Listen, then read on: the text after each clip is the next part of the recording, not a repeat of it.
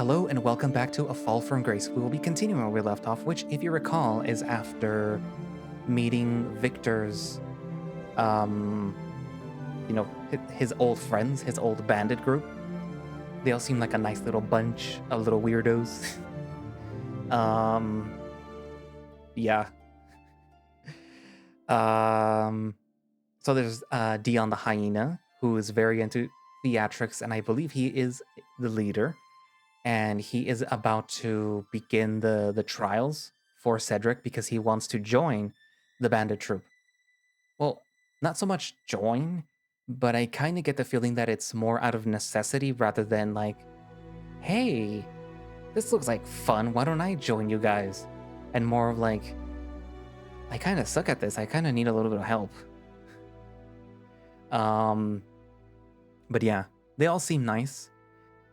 Kind of get that there's something going on between Dion and Victor, though. Not so much like, oh, they were old friends with like air quotes. It's more like there's maybe something going on that Victor hasn't said yet to Cedric. And yeah. So what else? But yeah, Cedric is about to undergo some trials in order to be able to join the troop. Will he able to do them, or will he fall flat on his ass? Well, we'll see right now. Anyways, but yeah, so without further ado, let us begin A Fall from Grace. Continue. You know what I mean. Comrades, our friend Cedric has declared that he wants to undergo our 4 trials with the objective of assuming membership status in our fellowship. The others cheered as the coyote's anxiety began to rise, wondering what on earth he was supposed to do during these so-called trials. Just how demanding were they going to be? Were the bandits referring to physical trials? If Dion was involved, they certainly would be physical. Possibly the hyenas can't be homage to the ancient Greek Olympics, or a reference to Hercules and his various tasks. But Cedric was no Hercules. He wasn't athletic in the slightest, with the single fact that he'd always been a fast runner was the only exception. Victor had said these trials were meant to test his skills, but a bandit needs to be more than simply fast on his feet. Cedric's attention shifted back to the hyena's impressive and long-winded speech, which seemed to be coming to an end. Thus, we all wish you good luck, Cedric. May fortune smile upon your brave soul. So without further ado, your first trial begins now.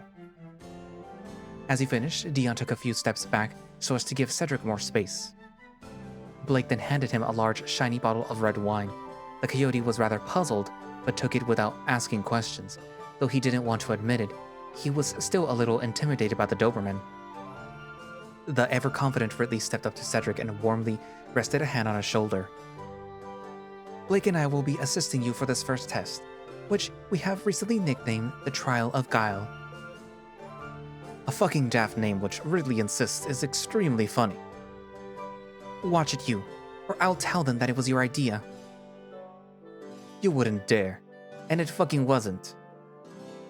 I thought a part of being a bandit meant that you're supposed to be good at lying, punk. Quit being such a tease and just suck me off. I wouldn't give you the satisfaction. The following look the two gave each other seemed to betray a little more than just friendly rivalry. Now follow us, everyone.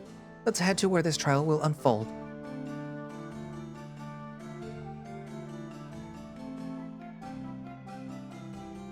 The whole group marched along with them, soon reaching a spot in the clearing that had been filled with scattered logs and tree trunks of all shapes and sizes. Blake and Ridley had lit a couple of torches to better illuminate the scene. Now, all you have to do is pass this test is to jump over the small logs and climb over the tree trunks without losing your balance and falling over. Sounds simple enough, doesn't it? Blake was right.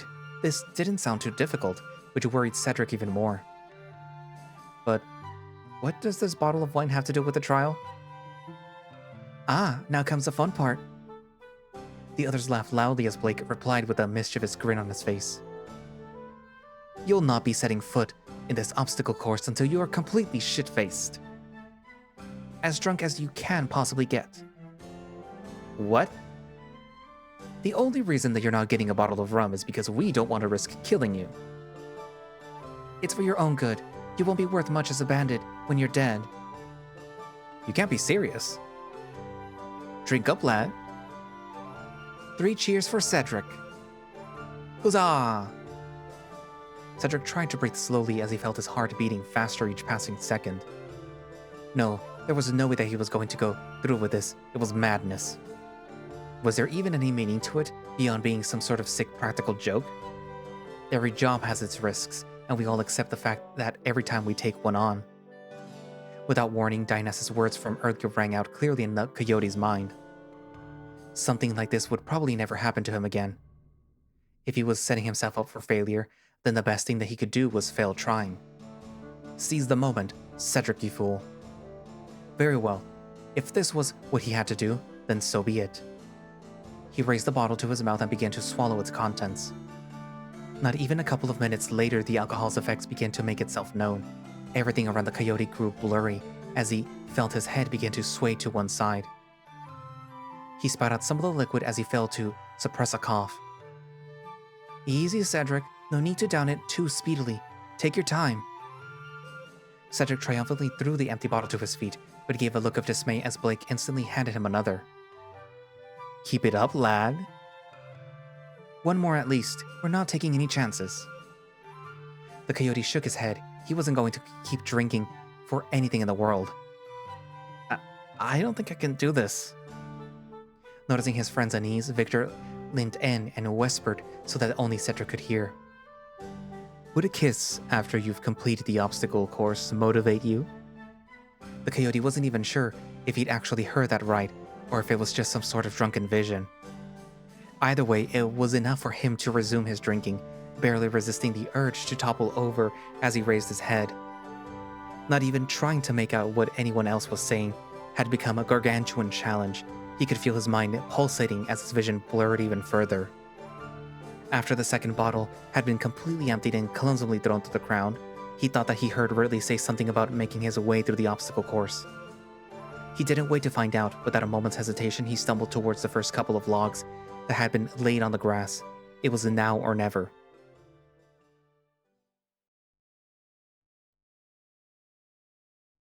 The initial jumps seemed unnervingly easy. Getting confident was useless though, as Cedric could already see much larger logs a few feet away. After jumping a third and fourth one, the coyote lost his balance and barely saved himself from toppling over. He thought he saw Blake rushing up to make sure that he hadn't actually fallen to the ground. He sure as hell wasn't going to give the Doberman a satisfaction, and plowed on, determined to reach the first tree trunks.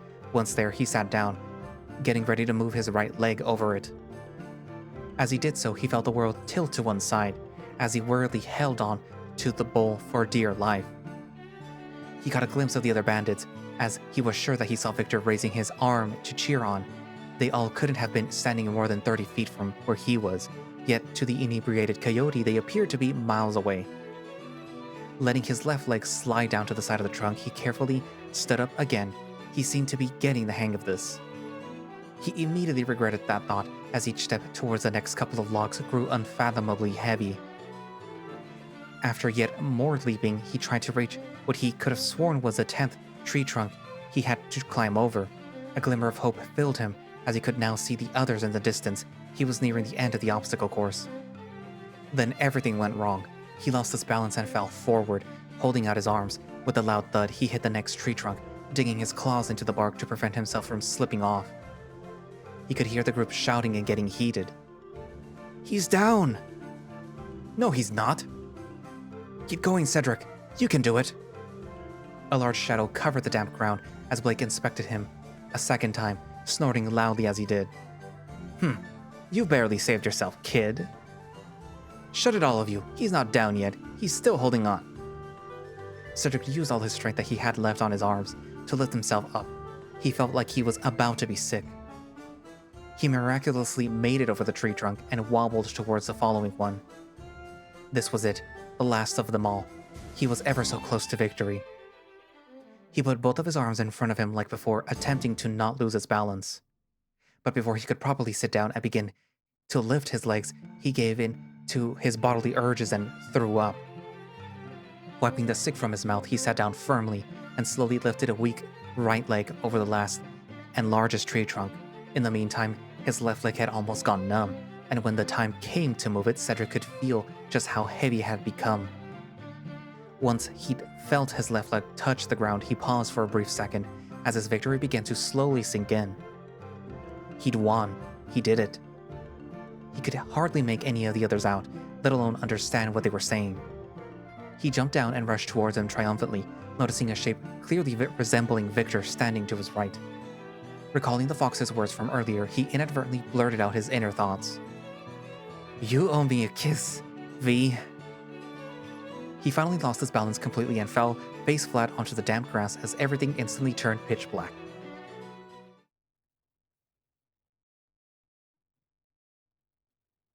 Cedric didn't properly wake up till noon the next day, and once he did, he wasn't surprised to discover that he had a hangover, but luckily it wasn't half as bad as he had expected it to be. The pounding sensation began to subside after a few minutes, however his head still felt extremely heavy, almost like it was going to fall off and roll off to the ground at any moment. The wind rustled the leaves as the clearing echoed with bird songs all around. He could even hear the distant bells ring from the village nearby. Unlike the day before, the sun was now hidden behind some thick gray clouds. Victor, who was seated beside the no longer lit campfire a short distance from their tent, noticed his friend began to move and walked over to check on him. "Good morning, pretty boy. How are you holding up?" The coyote replied with a few voice cracks, barely awake. "Not bad. I think I feel quite rested. A bit of a hangover." "That's to be expected. Now have a bite. Holly's wanted you to taste these." Victor handed him a plate with some scrambled eggs and baked potatoes, which the coyote gladly accepted. Cedric let out a groan. "How did I do yesterday?" Victor smiled gently. "You were phenomenal." "You're just saying that to make me feel better. I was almost a goner towards the end." The fox retorted in a humorous tone. "All right then, seeing as his lordship doesn't trust my opinion, I'll go fetch Ridley. He'll be more objective about it, don't you think?" Fine. Just don't raise your voice, whatever you do." Cedric fired back as his friend made his way to one of the other tents close to the campfire. The other trials had better involve staying sober. Vince emerged from Ridley's quarters a minute or so later, followed by the bear. Ridley had obviously been sleeping in just like Cedric, as he wore a barely conscious look on his face, accompanied by a yawn or two.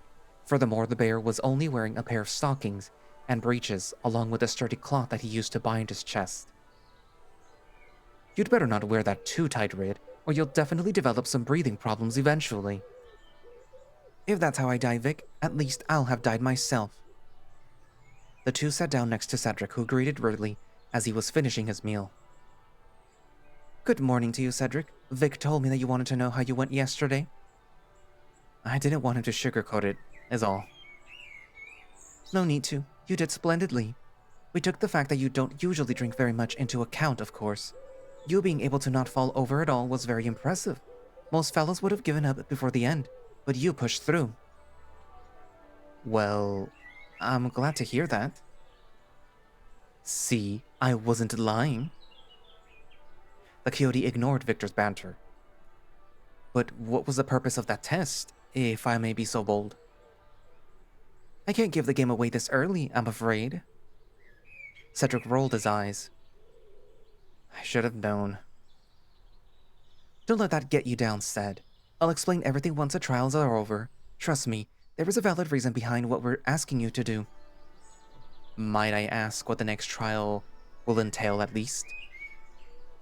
"Hollis and Selwyn will assist you for the next test, but I can't reveal too much as going into it blind is a very important factor." The bear chuckled as he saw Cedric's look turn to worry again. "It doesn't involve any drinking, I can assure you, and at no point during the next trial will you be in any danger. That's not what this is about. Does that sound good?" "It's somewhat of a relief, yes." The coyote tapped his fingers nervously, as he still wasn't sure what to expect next. "You'll make it through, I know it. If I made it, anyone with enough determination can." Ridley picked up Cedric's now empty plate. "I'll go and hand this to Hollis, if you'll excuse me." He then got up and headed towards the tiger's carriage, stretching his arms along the way. Victor spoke quietly as he gazed into the distance. Rid is an amazing fellow, one of the best bandits that I know. I can't wait for you to witness him in action eventually. His presence is genuinely terrifying. You must have learned a thing or two from him then. I was pretty scared on the night that you mugged me, along with Lysander and the others. I'm slowly getting there. You've got to be careful though. If someone is too terrified, then we'll do as you say, and that's the opposite of what you want. I'll leave you to get dressed. Join me and the others down by the stream whenever you're ready. Cedric attempted a nod, but only managed to grunt as his head's weight hit him once more. He opened the sack that he'd stored his clothes in, picking out the second pair of breeches that he had packed. Perhaps he could hand the ones that he'd been wearing over the past few days to Ridley for some stitching and mending. He polished his boots with a cloth from force of habit after putting them on, but he didn't mind. It's good to take pride in one's appearance. He thought that he'd combed his hair using an empty bottle close by as a makeshift mirror. Once he felt ready, he made his way to the stream, breathing in the fresh air and wondering what would be waiting for him once he got there.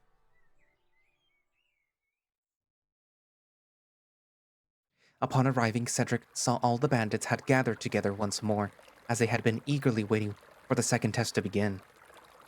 Dion was surprisingly quiet as Hollis and Selwyn both greeted the coyote. Good afternoon, Cedric. We all hope that you're feeling all right after yesterday's test. And I trust the food that I cooked you was to your liking?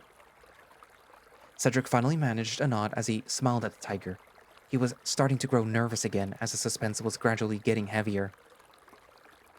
Yesterday, we thought that it best to get the physically demanding trial out of the way first. But that doesn't mean that you should underestimate the coming ones. Now please follow us. It is a bit of a walk, but we need to reach the closest sandy area down the stream. The two marched on as the coyote and the other bandits all followed, chatting to each other along the way. Blake caught up with Cedric as they stepped over a few fallen branches. I bet you don't want to see another fucking tree trunk in your life. The coyote answered humorously. Quite right. I had my fair share yesterday. I'm sure Rid has already told you how you did. He has indeed. But what do you think? The Doberman snorted, his expression remaining unvaried.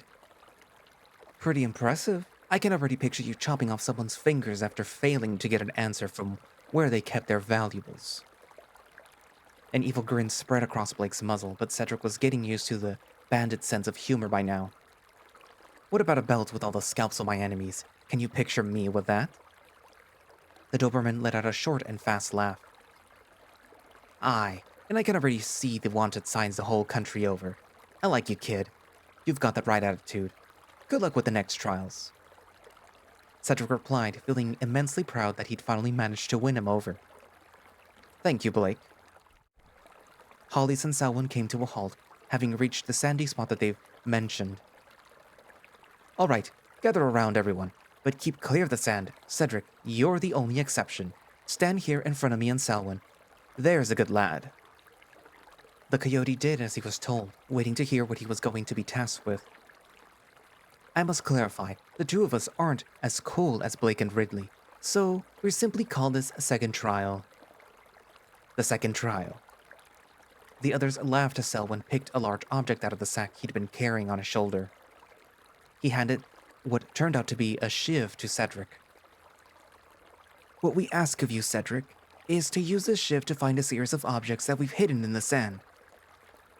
Assuming I've hidden my share well enough, or assuming you can find them at all.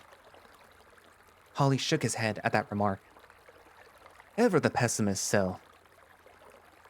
I'm not a pessimist, I am a realist. That's what a pessimist says. Anyway, take as much time as you need with this. Once you've fished all these objects out, you'll have reached the second half of the test, and we'll take it from there. Does that sound good? Cedric hesitated again.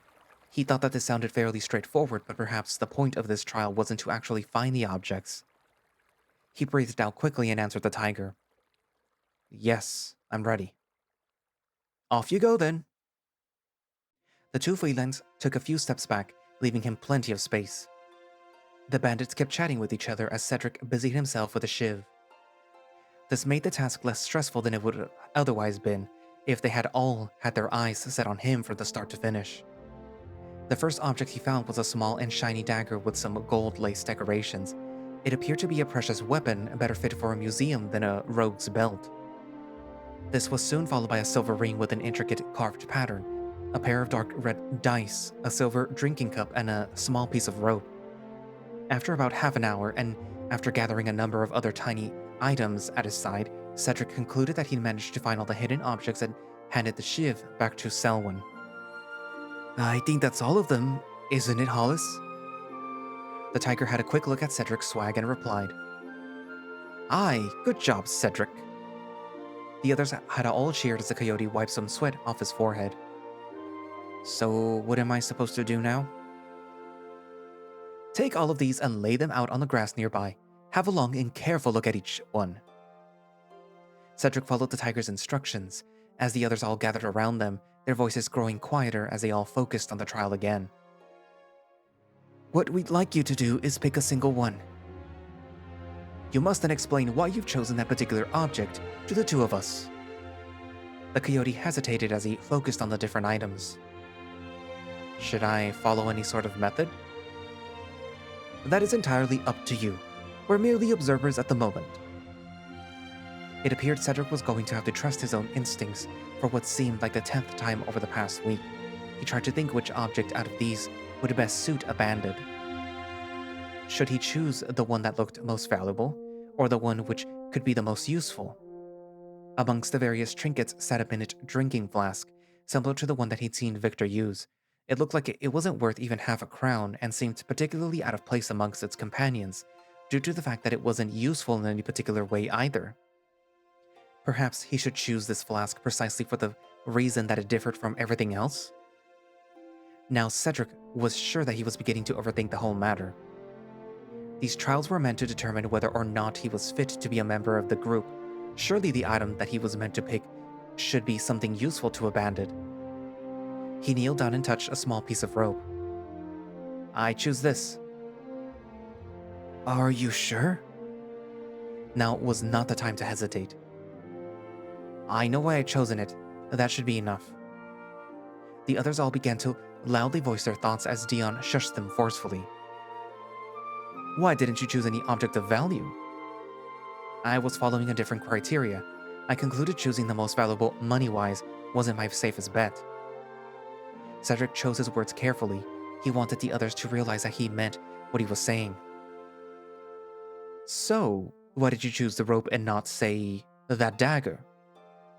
I also gathered that singling out the best weapon to use in a fight wouldn't work either. What was your criteria then? The cat seemed full of genuine curiosity as he asked the question. Rope is the sturdiest and handiest thing that I could have with me at any time. I can use it to carry a sack, tie things together, or even to tie someone up, if I were mugging them. The two felines gave each other a brief look, then turned back to meet Cedric's gaze, notably impressed. The coyote looked around as he noticed Victor fondly smiling back at him. Ridley and Blake were standing to his left, still enamored in a discussion as to which object they thought Cedric should have picked. I still think that he should have chosen the dagger. No one asked. That was a very interesting answer, and not at all what either of us had been expecting. The coyote hesitated. Was this good or bad? In fact, I didn't think anyone ever has chosen the same object when taking this test. After another short exchange between the two felines, Hollis spoke again. We declare this trial over. You've passed, Cedric. A loud cheer erupted from the group after this announcement as Victor rushed forward to hug his friend. I knew that you could do it, my dear. Oh, he's already a my dear, is he, Victor? The fox grew flustered at the comment, as though he'd been a child caught stealing jam. Now, let's get back to camp. May I offer you something to drink? The coyote replied jokingly as he felt the nervousness that he'd been carrying rapidly wash away. Nothing alcoholic, please. An hour later, Cedric was busy reading the battered and stained pages of a play's rough copy as he sat on one of the logs near Holly's old carriage. This was the third test that he'd been tasked with, to select a passage from the play named Ethelberta's Lament and reenact it before the others. Dion would then judge his performance. It was a completely over-the-top melodrama, which had been penned by the hyena himself during his time as an actor. However, developing good acting skills doesn't instantly make someone a good writer, as Cedric had quickly realized upon beginning his read-through. He recalled enjoying himself during the amateur plays that he and some of his other childhood friends would put on at the family estate. Those skills that he thought that he'd never have to use again could come in handy right now. The main issue was which scene to choose. After some thought, the coyote decided that he'd reenact not one, but two separate monologues, one to show off his best attempt at acting in a natural and believable way, while he could just go completely ham on the other. He took a sip of the fresh drink Hollis had concocted for him. Then he decided to search for Victor, wanting to ask the fox to assist him as he rehearsed his scenes. He found him in Dion's tent, along with the hyena himself. They both seemed to be having a very serious conversation, and for a moment, Cedric worried that he'd interrupted something important. However, the two eagerly greeted him, Dion asking how the reading was going and Victor saying that he was happy to assist them. As the two friends exited the tent and walked back to where Cedric had been sitting, the coyote thought he'd be polite and ask Victor about earlier. "I wasn't interrupting anything serious, was I?" "Oh, not at all. Just some news about recent going-ons and such. Let's just say that there's few old matters that we need to iron out." "You mean some kind of problem? Or bad news?" "I'd rather not talk about it right now, Cedric." This seemed to have hit a nerve with the fox, whose reply was short and cold. "All right, I didn't mean to upset you." Victor sighed as his tone grew calmer again. "Don't apologize, it's fine.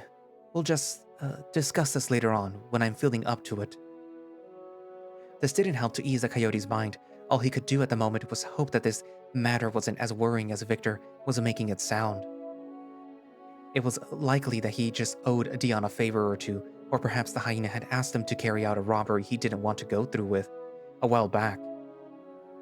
He still wasn't completely sure where the bandit stood on moral grounds. They reached the log again, Cedric stopping before it with the script in his hands and Victor sitting himself down. "Very well, so I'm going to be reenacting two different scenes. Have a listen and then be as critical as you can. I need to get these down as well as possible." "As you wish, my dear." The fox put his hands on one leg and crossed his fingers, giving Cedric his undivided attention. They went through both scenes, laughing along the way at Dion's writing, as the coyote tried to play it completely seriously. Victor offered a few thoughtful suggestions, and Cedric soon felt the time had come for him to act in front of all the others. Once the whole group had gathered around him, it almost felt like he was gazing at a bunch of school kids sitting in a circle listening to their teacher recite a poem. The hyena cleared his throat in the dramatic manner Cedric had grown accustomed to, and spoke.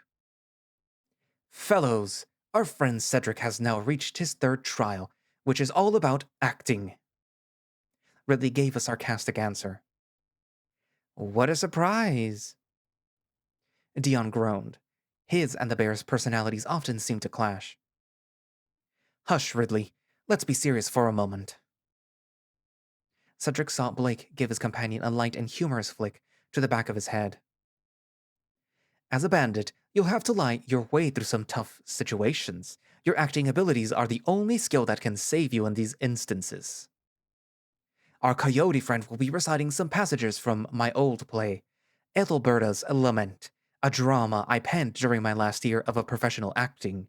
It does a good job of displaying the emotions I, as well as my colleagues and, if I may be so bold, our whole community were feeling at the time." Cedric smiled at how important the hyena was trying to make his writing seem, as he and Victor shared a quick look.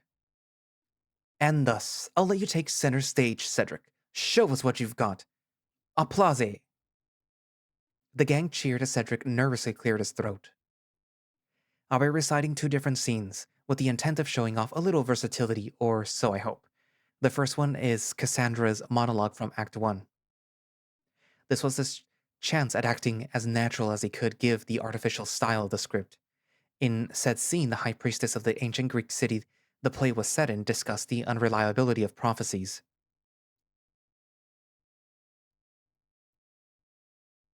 What? What point can there be in mortals relying on baseless prophecies to live their simple lives? Mental illusions, or stratagems though they may be, each father, mother, baker, miller, gathered hailing from the general populace, nor even the learned men can do without them. He tried to give a soft emphasis to each word, making the descriptions sound as if he was making them up on the spot. But alas, how often have these come true from said folks desperately attempting to avoid their fate? 'Twas the case with Oedipus, and so shall it be true for thee, Ethelberta. Thou hast tried to discern another path to take, as to not fall victim to the wrath of the gods. It was hard for Cedric to not smile at the sheer amount of terms, such as thee and thou, present in the text. Keeping his composure, he went on reciting, undeterred. Thy love is true. The simplest fisherman or the mightiest philosopher would not hesitate to proclaim it so. But I grieve for thee and Phytherocleon? It was also a challenge not to laugh at the ridiculous names Dion had given all the main characters in an attempt to sound Greek. Harder still, when considering Ethelberta sounded like a name hailing from their very own Anglo-Saxon shores. I speak as a mother, though due to my vow, how could I ever be one? Even I, in my mighty wisdom, cannot fall into the broad arms of the valley, which is contradiction, the curse of all living creatures. We love, yet we all hate. We're clever, yet we are ignorant. We're civilized creatures, yet we are beasts. Cedric pronounced these words with just the right amount of emphasis as he came to the end of the monologue. Etienne was the first to clap, almost immediately followed by the others. Wonderful work, my lad, and very believable. It almost sounded like what he was saying made sense. Say that again and you'll feel my fist, you brute. That was poetry, Cedric. Your fist? I didn't think that you were the type to... Victor demanded everyone's attention as the situation began to get out of hand. Quiet down. He still has one more scene to recite. The coyote raised his voice as he prepared himself for his last monologue. This is the final scene in which the wealthy Ethelberta, who has been posing as a washerwoman, discovers the severed head of her forbidden lover, the fisherman Phytherocleon, in a laundry basket. Cedric smiled as the ridiculousness of it all began to sink in. Dion didn't realize just how much lying this trial actually required. Or perhaps that was the point. He cleared his throat as he was approaching the part that he had decided to go all out on. He began by speaking loudly and moving his body and hands, captivating the attention of the bandits. Ah, can it be? Alas, those lips that I would so sweetly touch are pale as a white, lifeless, cold, discarded. I am left to walk this earth alone for the rest of my days. What did I cause to deserve this? What heinous act could I have committed? I loved, I expressed the noblest emotion gifted to mortal beings, and for this I was cruelly punished. The world is evil and unjust, and what could we do but roam, hoping for a better future which will likely never come? I'm tired of playing along with this perverted plan of the gods. All I can do is make my only free choice that I have left. To die. Not a common death. This is a noble passing in all its grace and simplicity, a cry for protest, a scream of withheld freedom. The last cry of hope there is. Cedric lowered his arms as he reached the end of the play. This section, for all its melodrama, was indeed very unique. Dion seemed to have discarded most of the flowery language, replacing it with what felt like a true cry of rage. The thoughts of someone who had never been allowed to be himself. Was this indeed the fate that had waited all those like Cedric and the other bandits dare to love or live differently? It couldn't be. The coyote knew, no matter how bad things can get, a hope for a better future is what keeps people going. It's what had forced him to make one of the toughest and best decisions in his life. The hyena walked up to him and shook his hand, speaking softly and honestly. You've passed the test, Cedric. I've matured since writing that passage. There is always hope. Never believe otherwise. Those who share our romantic or sexual preferences, as well as all those who feel their own identity differs from folks' preconceived notions, might be unwanted outsiders to the larger society. But we always have a way of finding each other and getting stronger together. I wrote that before meeting any of you. I was tormented by guilt and anger at the fact that I felt shunned and completely alone. And now look at us, flourishing and building off each other's strengths. I'm proud of who I am. I'm proud of who we are. Thank you, lads. He turned to the rest of the group as he raised an arm enthusiastically. We have a very talented new recruit with us. Cedric, all you have left is the last test, which will take place now. Victor, if you please. The fox approached as Cedric eyed him with a surprised expression. He had no idea Victor was going to judge him last. Then again, he was the only member of the masquerade left, but what would Cedric have to do for him? Friends, I think that it is very obvious that I am very fond of Cedric. That is why I offer this as his last test. Victor held out his gloved hand and revealed a meticulously folded piece of parchment. This is simply a good old game of fortune teller, which I've given a different spin. You'll pick 2 numbers and I'll unfold this and tell you the answer. I have written all of our names in the various corners. If you manage to pick my name even just once, you have won the trial. Are you ready? Cedric nodded. There was no way that he could prepare for this after all. Unless... He tried to remember what was Victor's favorite number when they were kids. All right, pretty boy. Pick a number from 1 to 8. The coyote remembered how Victor used to call 1 the origin of everything. That was why he always proclaimed it to be his favorite. Number 1.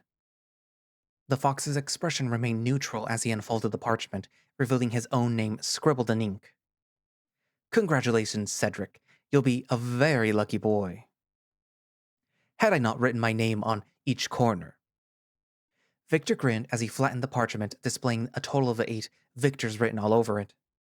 Hey, that's cheating. Cedric crossed his arms, playing along.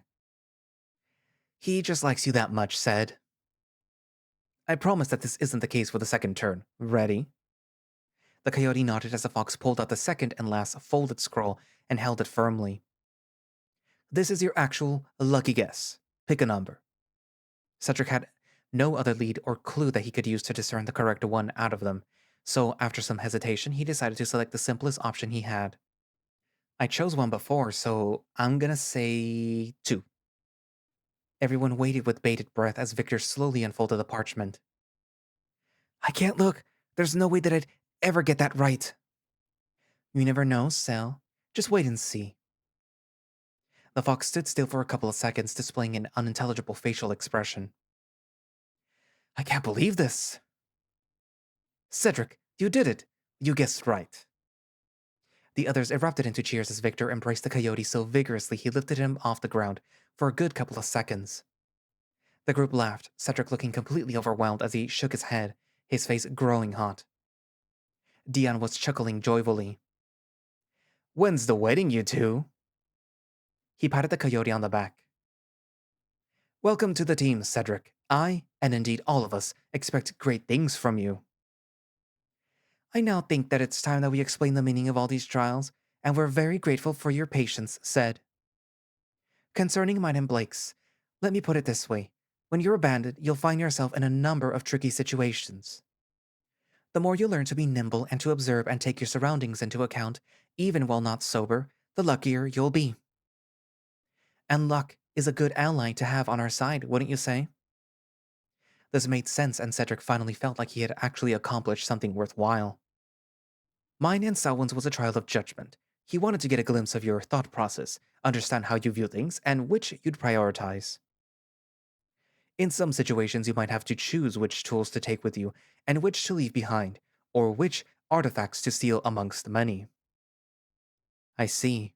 That's useful indeed. I think that I've already explained the reasoning behind mine in a sufficiently detailed manner. The others chuckled. Indeed you have, Dion. All I have to say about mine is that it was purely luck-based. And you're a very lucky boy, my dear. Cedric grinned as the bandits all shook his hands before splitting up once more. The coyote and Victor walked off by themselves.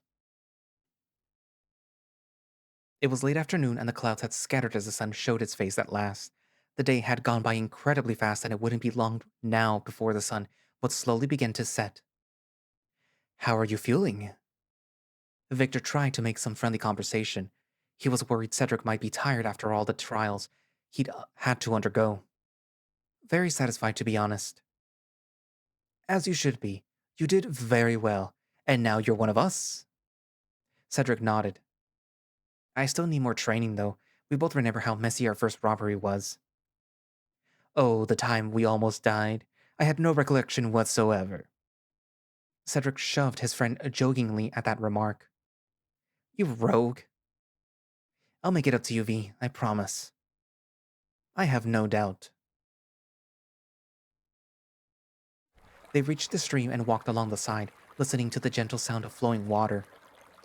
Victor spoke again in what sounded like a more serious tone. What do you think? Of what? Everything. This place, the others, joining the group. Cedric chose his words carefully as he replied. I'm deeply glad to be here. It's only been a day, but I feel at home, and also very accepted by the others. It's something difficult to put into words, but it feels like they understand what I've been through. That's because we all share experiences similar to ours. I discovered as much after speaking to a few of them yesterday evening, and Dion also made it quite clear earlier with his speech. Victor smiled, observing his surroundings as he spoke. That hyena, for all his muscles and brutish appearance, is one of the campiest tail raisers that I've ever met. As for the rest of them, Ridley has had the fact that he was born female to contend with, among other things. Plus, he and Blake have had an on-and-off-again relationship for a few years now. The coyote's ears perked up at this information. Oh, really? Victor laughed. I'm quite sure that if you asked them whether they were a couple, they'd each give you a different answer. Selwyn is a bit of a mystery. He usually keeps these things to himself, though. I have a hunch that he might not care for physical or romantic relationships very much. And what about Hollis? Ah, he's another certified tail raiser. Let's just say that there was always something going on behind closed doors at that tavern of his. Cedric had been listening, filled with curiosity. And he was the first man that I slept with. Lucky fella. Oh, we're being flirtatious, are we? Victor ruffled the coyote's hair with his left hand. You naughty boy. Cedric lifted both of his hands up playfully. I was simply making an observation. The two were silent for a couple of minutes as they turned back to the camp's direction. Cedric didn't mind it. He enjoyed his time with the fox, even when they weren't conversing about anything, or even talking at all. Then, as they walked uphill, Victor spoke again. I almost forgot to say this, but we have a job for you. You're one of us now, so you're going to need to get yourself a mask. That's easier said than done. Where could I find one? Do you have any extras that you don't use at the camp? The fox shook his head. Unfortunately not. You'll have to go into town and purchase one from a shop. This sounded dangerous. The coyote waited for his friend to finish speaking as he pondered whether or not he should go ahead with his plan. Remember to buy a fairly plain one. Then once you're back here, you can decorate it as you please, and knowing you, it will look stunning once it's finished. Cedric replied worriedly. But what about the guards? They're surely still searching for us, and the other bandits too. Without a doubt. That's why I can't come along with you. They'd recognize us immediately. Our best bet is for you to go alone. Ridley can give you a new set of clothes to wear, as the guards will probably remember that dark green outfit of yours. But how would I pay for the mask? The coyote was beginning to sound quite alarmed at this point. Victor tried to ease his nerves, speaking with a slow and calm tone. Don't panic. I've thought this all through. We can use the money from that gold-leafed purse that you picked up, as we were escaping from the guards yesterday. Just make sure that you're carrying it in a different purse. They won't recognize your face thanks to the fact that it was covered during the robbery. They won't recognize your different clothes, and they won't recognize any objects you have with you. Does that sound safe enough? Cedric kept thinking this through, trying to imagine a better way to get a hold of the mask that he was going to need, but the fox was right. There seemed to be no other options. This is very risky. Again, if I could come with you, I wouldn't hesitate, but you'll have to do this by yourself. I understand, and as I've learned, a bandit's life is all about taking risks. I'll do it. Your bravery is impressive as always, Cedric, and you're a fast learner too. I haven't forgotten that you've been out of your element for days now. The two made their way to Ridley's tent as the bear found Cedric a different set of clothes that fit his size. With the money from the gold leaf purse moved into a bag tied to the belt that he was now wearing, the coyote was set and ready to walk to the town nearby. Victor accompanied him until the moment they spotted the main road leading out of the forest in the distance. Then he whispered as the two parted ways before disappearing from view. Good luck, handsome. See you soon. Hidingstone was a small and quaint town made mostly up of old Tudor buildings, including the charmingly crooked town hall as well as boasting a very old and rather plain medieval church with its large and decorated windows. Overall, it was nothing to write home about. In fact, for most people, it was just one of the many charming towns that they'd passed on their way to somewhere important. The setting sun began to cast long and sinister shadows along the main street, as many farmers, milkmaids, and other folks made their way home. Another preferred destination at this time of the day was the Hunter, the town public house. It wouldn't be long before the few shops would close their doors too, as the shopkeepers counted the passing minutes eagerly awaiting the moment that they could sit down with a jug of ale in hand inside the pub. It was at this moment that Cedric reached the main street, still very nervous. The fact that the groups of locals passing by didn't give him any notice helped ease his mind. He was wearing a long and old brown coat, coupled with a dark gray waistcoat and a pair of cream-colored breeches. The coyote was grateful Ridley had made sure none of these plain colors would make him stand out from anyone else walking nearby. The clothes shop he was looking for was located next to the pub towards the end of the road. As he neared it, he noticed a group of guards noisily stepping out of the inn's entrance, holding their drinks. He almost froze as he caught sight of them, but forced himself to keep walking as his behavior would appear much too suspicious otherwise. After what seemed like forever, he reached the small shop and opened the door, ringing a tiny bell above it as he walked in.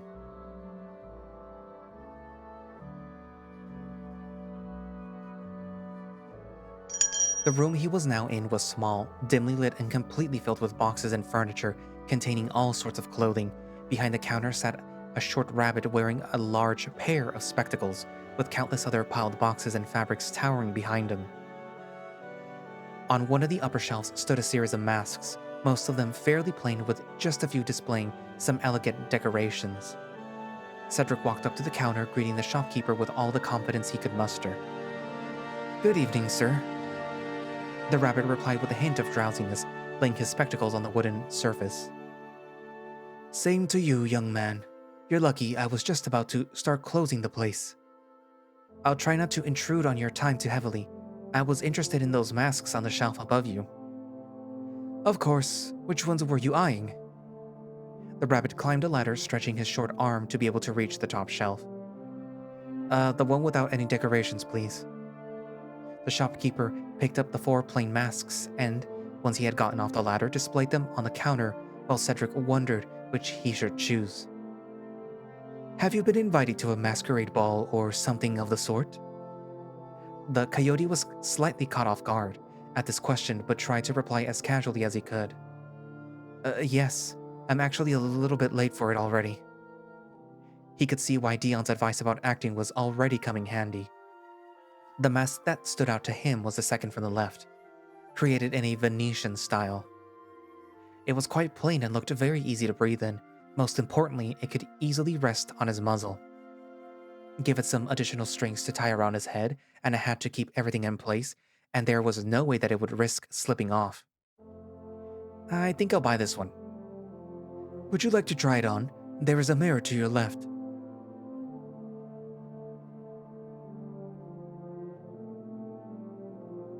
The rabbit pointed to said direction as Cedric walked up to the mirror, holding the mask over his muzzle as his reflection looked back at him. It was surreal to observe what would soon be his appearance during future jobs with the other bandits standing in front of him, but it didn't look wrong. In fact, it seemed to suit the coyote well. "This will do very nicely, thank you." "Lovely. That'll be 2 shillings and a 6 pence. Cedric laid the coins on the counter. He suddenly realized that he'd better ask the rabbit to wrap up the mask. The last thing that he wanted was for anyone to notice that he was carrying it. "I am afraid that I don't have anything to wrap it up with. Perhaps you could tie it to the belt of yours with this piece of string?" This wasn't good, but it would have to do. The coyote followed the shopkeeper's advice and tried to keep it hidden below his coat. "Thank you very much. Have a nice evening." "Likewise, youngster. Good luck catching some damsels at the masquerade ball of yours." Cedric smiled at the remark as he opened the door, stepping out of the shop and back on the main street. He sighed in relief. That had been much easier than had expected. He'd really been worrying himself and picturing the scene ending catastrophically for no reason before entering the shop. The sky was now turning a beautiful shade of pink as the number of folks approaching the pub was steadily increasing. The soldiers that he had seen earlier appeared to have vanished, which was a good sign. With a pinch of renewed confidence, Cedric began his journey back to the bandit camp. That was when he noticed someone a short distance away heading in his direction, though he couldn't make their face out as they were silhouetted against the colorful sky. They were walking alone, which meant that it couldn't be any of the guards. He thought to himself, most likely it was a traveler intending to ask for directions, yet a pit began to subtly grow in his stomach. And as the figure approached, he noticed that there was something familiar about him. He recognized the way that they walked, that particular tail wag, as well as the fancy way that mane was styled. The coyote's anxiety was replaced with pure annoyance at the sight of someone that he knew he'd wasted far too much time with. "What the hell are you doing here, Lysander?" "Cedric, what a pleasure. I noticed you when you entered that small shop, so I decided I simply had to stop by to greet." Cedric interrupted the line before he had a chance to finish his badly acted monologue. "That doesn't answer my question. Not to mention, I don't want to see you, let alone speak to you ever again." "You don't? But I am so interested in learning about what you have been up to. Tell me, are you still running about with that lowlife fox, pretending to be an outlaw?" "That is none of your damn business." The coyote felt an unbridled amount of rage building up inside of him. "Or perhaps he has already abandoned you for another young lad. That sort cannot be trusted after all, not even with feelings of the heart." Cedric knew his best option was to walk away and not give the lion the satisfaction of reacting to his childish taunting. But the urge to take his frustrations out on the entitled brat was just too much to resist. And there was no guarantee Lysander wouldn't just follow after him were he to up and leave. He began to think of a better plan to rid himself of the lion, speaking up to bid time. "How about you, Lysander? Are you finally living the life of your dreams with your newly met boyfriend? Or are you too much of a coward to even accept that part of who you are?" Lysander clenched his fists as he grabbed Cedric by the coat, pulling him closer. "I wouldn't keep up the cocky attitude if I were you, tail raiser." The coyote doubled down. "What are you going to do? Are you going to go home crying to your parents? Are you going to call the guards because you're not even able to face me by yourself?" The lion almost hissed. "Calling the guards is the last thing that I want right now, you idiot. No, I want you to follow me home, back to where you belong, and I want you to forget anything that deceitful criminal has ever promised you." Cedric began to raise his voice. "What is it that you actually want, you bastard? What is it that you're too scared to admit? You want to take Victor's place? That much is clear as daylight. You think that I haven't noticed? Why else would you have followed me all the way here?" The lion tried to unconvincingly laugh these questions off. "Huh, don't be ridiculous, Cedric." "Because, if that's what you want, my answer is no. I don't want a relationship with you. I don't want to be friends with you, and I don't ever want to see you again." Lysander began to raise his voice in turn as he realized that whatever his plan had been up to that moment, it wasn't working. Once he'd noticed Cedric was on his own, he thought that he would easily be able to convince him to return home, but the coyote didn't seem to be tired of his new lifestyle. On the contrary, he seemed to be just as convinced about what he was doing as the day that he had left, much to the lion's dismay. If Victor had also been there, Lysander wouldn't have hesitated to call the guards, but the last thing that he wanted was for them to arrest the coyote that he had been so busy hunting. "Now listen to me, you fool! Let me go, I don't want to talk to you. Cedric, you're making a scene. Come home with me and bring all this nonsense to an end." "Never. We'll go horse riding, picnicking, and partying for old time's sake, and you'll forget all about that fox. You are more than a common thief. You are more than a common tail-raiser. Don't you see? Unhand me. Cedric, let me go, you piece of shit." A small crowd of people was beginning to form a few feet away from them as a passerby noticed the raised voices and animosity between the two. The coyote whispered as the lion finally let go of him, glancing worriedly over his shoulder. Cedric's plan had worked wonderfully. "See? Now people are beginning to notice us. Do you want everyone to discover the truth? Do you want to be thrown out of that fancy estate of yours? Your best option right now is to let me walk away. I suggest you go back home and think about how to actually confront your feelings instead of engaging in these ridiculous antics." An old skunk approached the two with caution, asking if everything was all right. Cedric replied, assuring him that there was nothing to worry about and that he and Lysander were about to go their separate ways. As the skunk walked away, the coyote turned to face the lion, but Lysander didn't look back. He had his eyes fixed on Cedric's belt, the mask the latter had purchased now in plain sight after their argument. The coyote panicked as he covered it with his coat as quickly as he could manage. "You really think that you've got everything figured out, don't you?" Lysander's tone was almost terrifying, but Cedric couldn't care less. He just needed to leave as quickly as he could. "Goodbye, Lysander. I hope you grow up and learn from these events." Cedric marched off before the lion could say anything else. Lysander remained where he was as he glared at the coyote with fury burning in his eyes. He thought that he had everything under control, but now he realized Cedric wasn't going to be as easy to convince as he imagined. That foolish coyote really thought turning to a life of crime was the perfect solution to all these troubles. Just how much had that fox been able to manipulate the thoughts and feelings of Cedric that Lysander used to know? That criminal had no idea what a huge mess he was getting himself into, nor of what the price he was going to pay for all of this. "It seems that I am left with no choice. It might take days, weeks, or months. But I will catch you, Victor." The lion almost spat out his enemy's name. "And you'd better beg for mercy when I do." A couple of hours later, Cedric was sitting next to the stream again with Victor. After returning to the bandit camp earlier, he told the others about what had happened to him in the town as they sat around the fire eating dinner.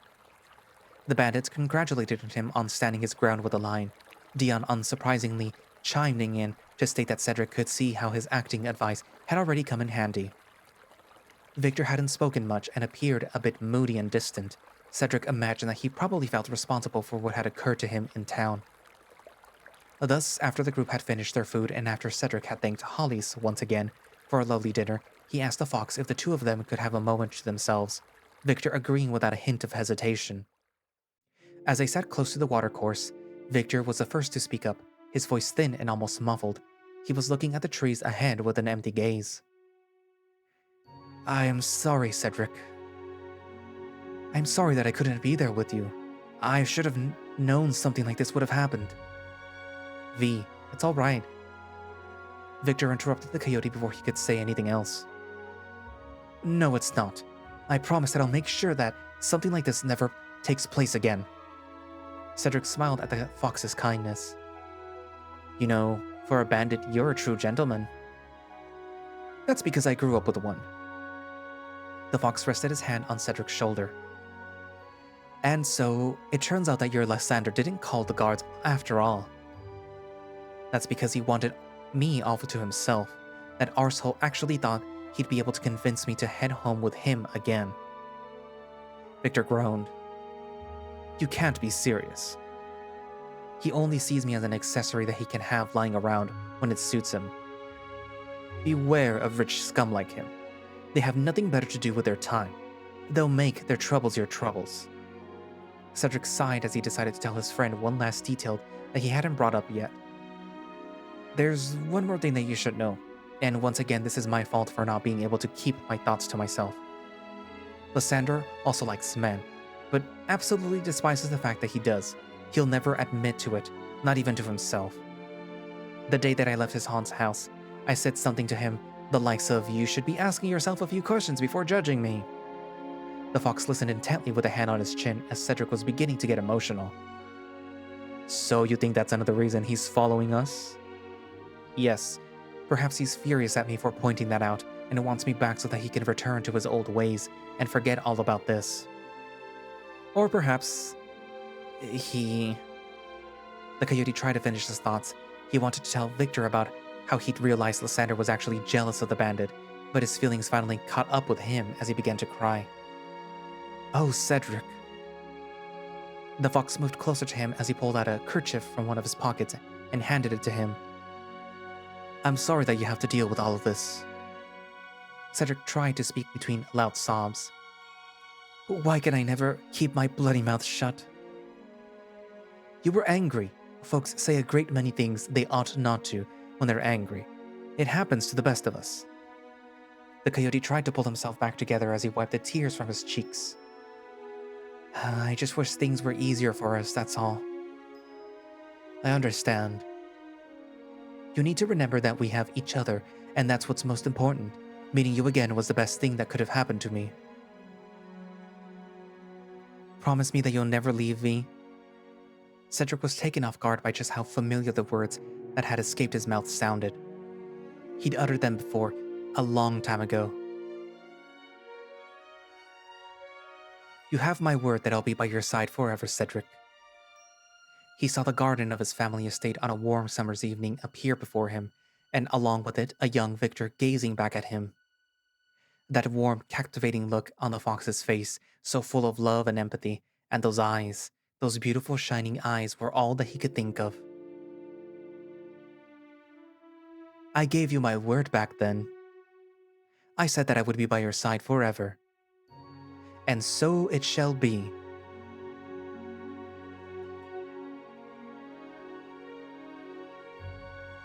Both Cedric and Victor leaned forward as their lips met for the first time in a long and tender kiss.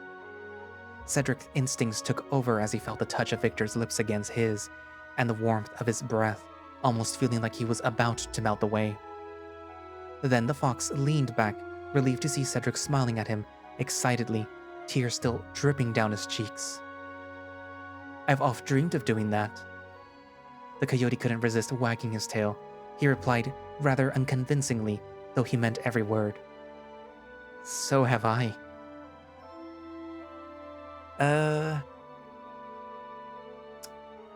We have to do the save for work, but I can tell you that this is nice." They kissed a second time, feeling the touch of each other's soft and warm lips once more. He wished the feeling that he was experiencing would never end, as he dreamed of being able to go on living in this embrace, forgetting everything else. Cedric opened his eyes, meeting Victor's as the fox gradually let go, each of them warmly gazing at each other. "I've been waiting for this ever since laying my eyes on that attractive body of yours a few nights ago." The fox had no idea how much those words helped boost the coyote's confidence.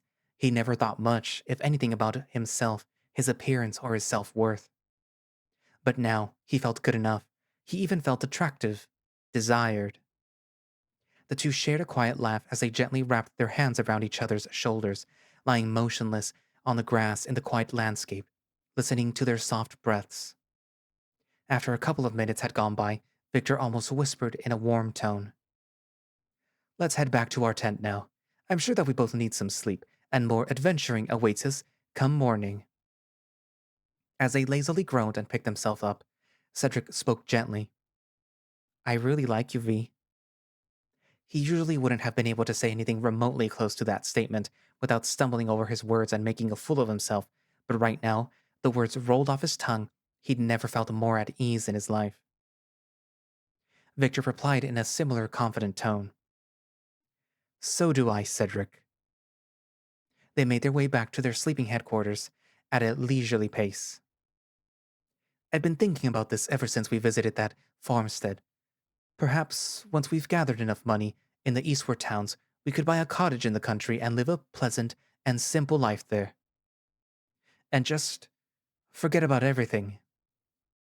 Cedric almost couldn't believe that he had just heard. This was exactly the scenario that he'd been dreaming of since the meal at the farmstead with Agnes and Harold. It was almost as if the fox had read his mind. Imagine what the two of us could do together. What a life we could lead. Happy and free at last. I'd love that.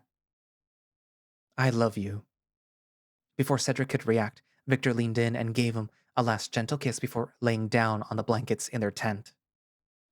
Good night, my dear Cedric. Sleep well. See you in the morning, V. To be continued. Ah. Ow.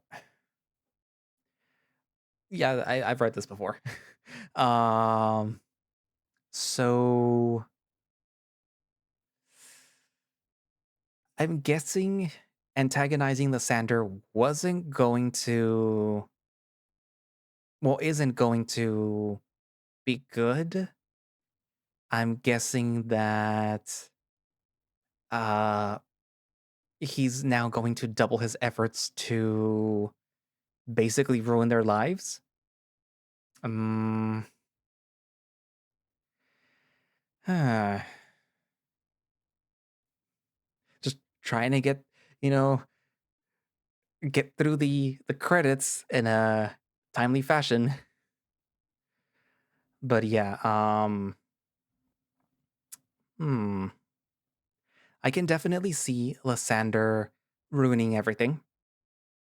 And in his mind, he thinks he's like the hero of this story, where Lysander's like, "Oh no, I need to save my little friend, my deluded little friend who has decided that he wants to run away with this bandit fox." Um and stuff. Uh, he doesn't realize that his friend is living his best life. His friend is completely happy with his new, well, boyfriend, from what we can gather. As far as as he is concerned, especially with regards to what we saw at the beginning of this update, Lysander in his mind, he thinks like he knows what is right and what is wrong because that's how he was raised. And I kind of like that whole section at the beginning where um like,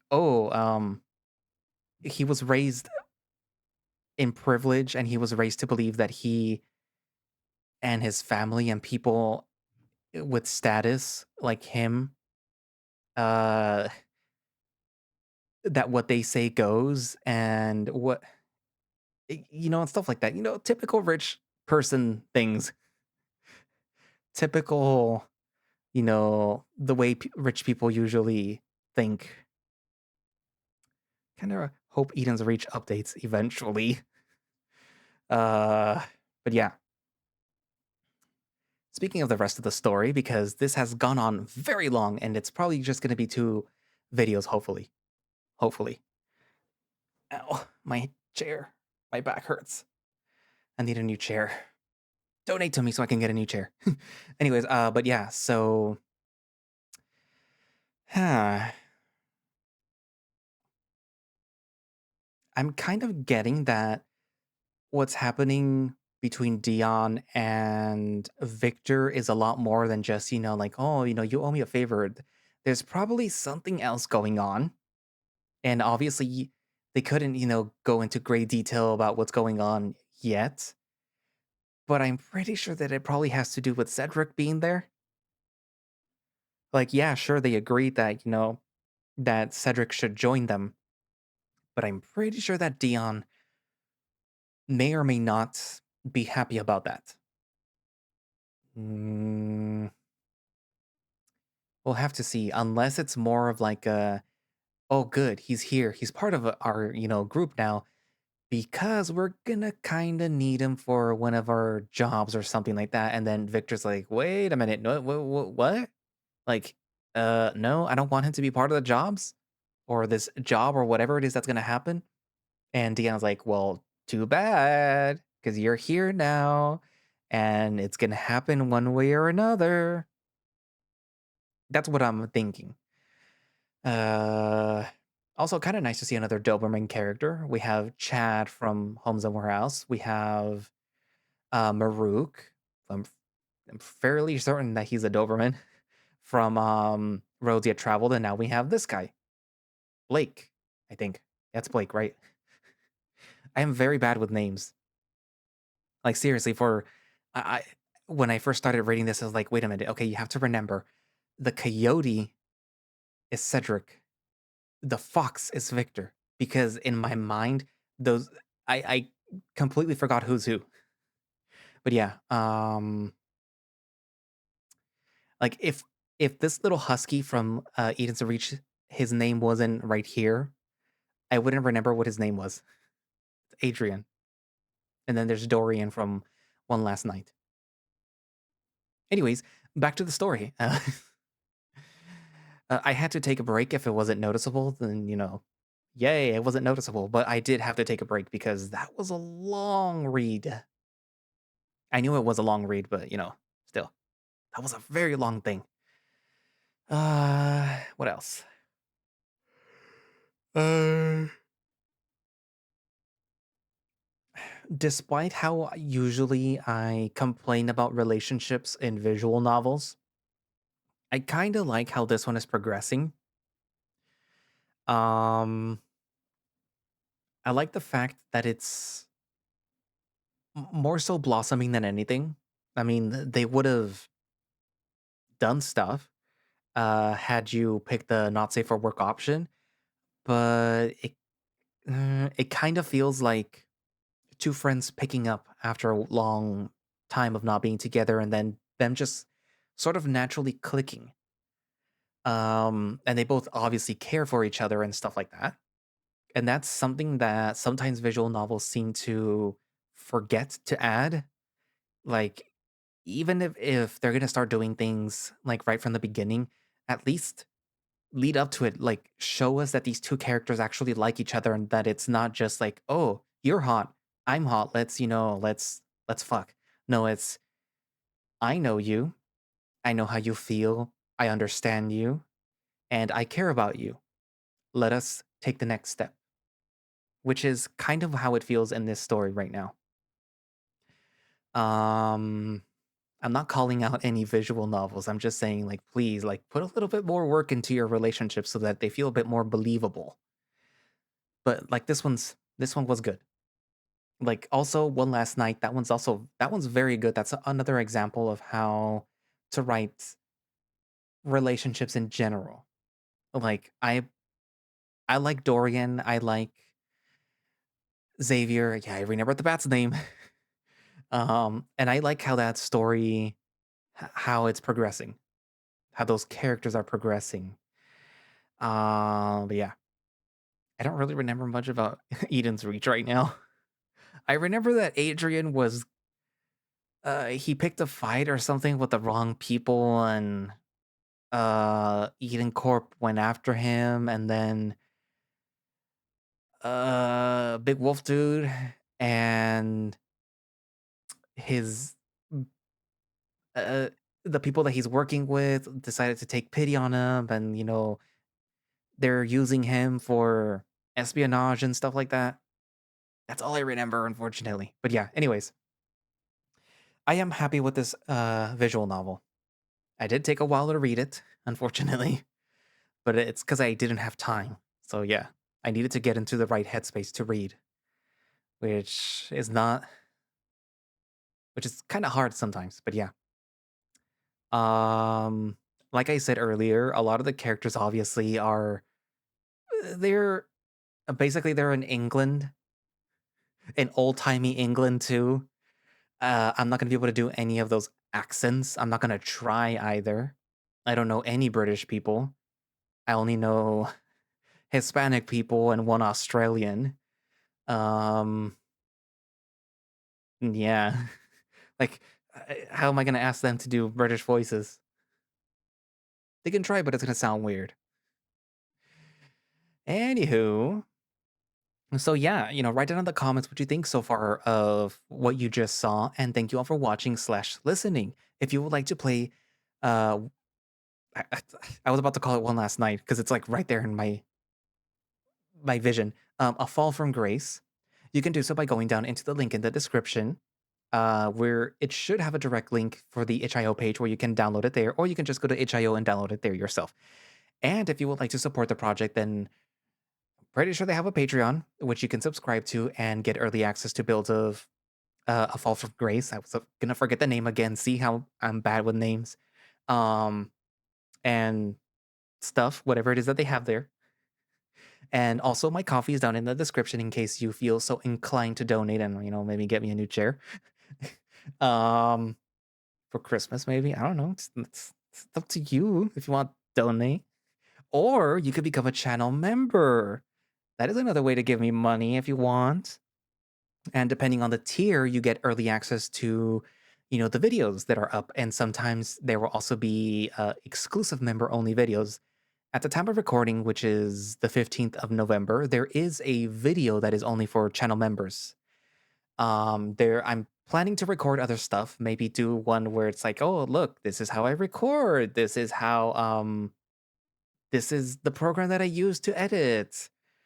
My mic, my desk, I don't know. I'm planning to do something like that. I don't know. We'll see. Anyways, so yeah, that if you see the little join button, you can do so. From there, the first tier gets you your names on the screen, which you should be seeing now.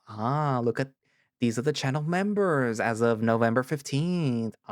Look at them and and the second tier is the one that gets you the early access to videos that would have normally been scheduled. And also, get a little badge by your name and yada yada. Like if you click the join button, you'll actually see a video now that'll tell you about, the perks of joining. So yeah, uh the second tier Yin friends will have seen this video before anyone else, before the public. So yeah, ooh, ah. Anyways, but yeah, so I guess that's it for now, and I will see you guys in the next video. Bye bye.